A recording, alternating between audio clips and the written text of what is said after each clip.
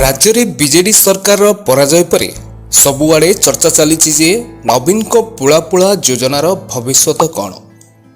BJP सरकार ओडिशा रे शासन कले ए योजनार कौन घटिबो। मनमोहन सामल बीएसकेवाई योजना को नहीं देइथिबा प्रतिक्रिया जुगु अनेक लोक प्रतिवाद करथिले, किंतु ओडिशार स्वास्थ्य विभाग कड़ा निर्देश जेते पर्यंत आयुष्मान कार्ड लागू न होईछि सेते पर्यंत बीएसकेवाई रे रोगी चिकित्सित होई परिबे। तेबे सूचना मुताबक ओडिशा रे नुआ मुख्यमंत्री आसु आसु नुआ नियम मध्य लागू होइजिबो। ता पूर्वरु निहाती सचेतन हेबा जरूरी रहिछि।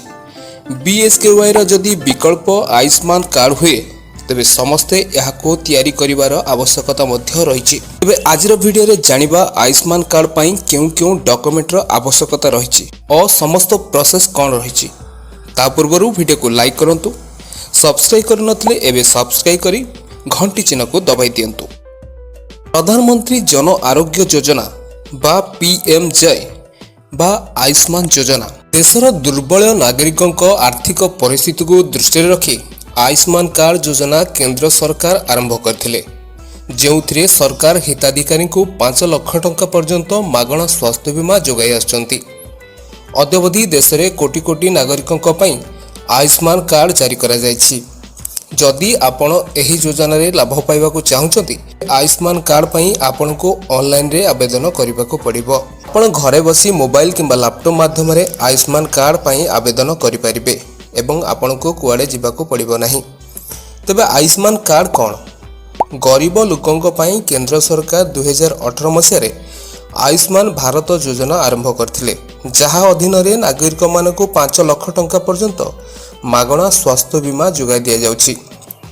एही कार्ड को प्रतिवर्ष अपडेट करा जाय, अर्थात प्रतिवर्ष हिताधिकारी माने 5 लाख टंका मूल्यर मागणा चिकित्सा लाभ पाई परिबे। आयुष्मान कार्ड माध्यम रे विभिन्न घरोई एवं सरकारी डाक्तरखाना रे मागणा चिकित्सा जोगाई दिया जाय परिबो। एही योजना आरंभ करिवार उद्देश्य होउछि गरीब लोकंक पई मागणा स्वास्थ्य सेवा जोगाइबा। आयुष्मान कार्ड पई योग्यता कोन रहिछि? आपण आयुष्मान कार्ड पई आवेदन करियाकु हेले आयुष्मान भारत योजनार योग्यता मानदंड को अनुसरण करियाकु पड़िबो। भारतर स्थायी बासिंदा माने ही आवेदन करि परिबे। एही योजनार लाभ बीपीएल वर्ग अधीन रे आसुथिबार अर्थनैतिक दुर्बल नागरिक मानकु दिया जिवो। एही योजना अधीन रे सेही परिवार गुड़िक समर्थ हेबे जहा सामाजिक, अर्थनैतिक एवं जाति जनगणना रे अंतर्भुक्त रहिथिबे। जदि आपण खाद्य सुरक्षा अधिनियम अनुसार लाभ पाउछंती तेबे आपण एही योजना मध्य आवेदन करि परिबे। आपण आयुष्मान कार्ड पई ऑनलाइन आवेदन करिया को चाहती तेबे आपण को एही सब डॉक्यूमेंट आवश्यक पड़ी पारे। से गुड़िक हला Aadhaar card, ration card, mobile number, bank passbook, passport size रो फोटो। आउ थरे डॉक्यूमेंट गुड़ी को कहि दोछि से गुड़ी कहला Aadhaar card, ration card, mobile number, bank passbook एवं पासपोर्ट साइज रो फोटो। एही सब डॉक्यूमेंट रहितिले आपण ऑनलाइन रे अप्लाई करि परिबे। तेबे वर्तमान पई ओडिसा रे नुआ पोर्टल आरंभ होई नाही, जथा शीघ्र शुभारंभ होबाको जाउछि।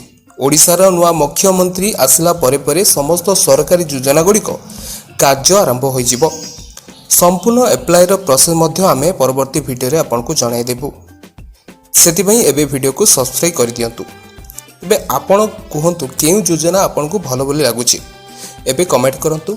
बीएसकेवाई कार्ड भलो ना आयुष्मान कार्ड भलो एबे निहाती कमेंट करंतु एवं वीडियो को लाइक करनथले लाइक करंतु, सब्सक्राइब करनथले सब्सक्राइब करी पाखर दिबा घंटी चिन्ह को दबाई दियंतु।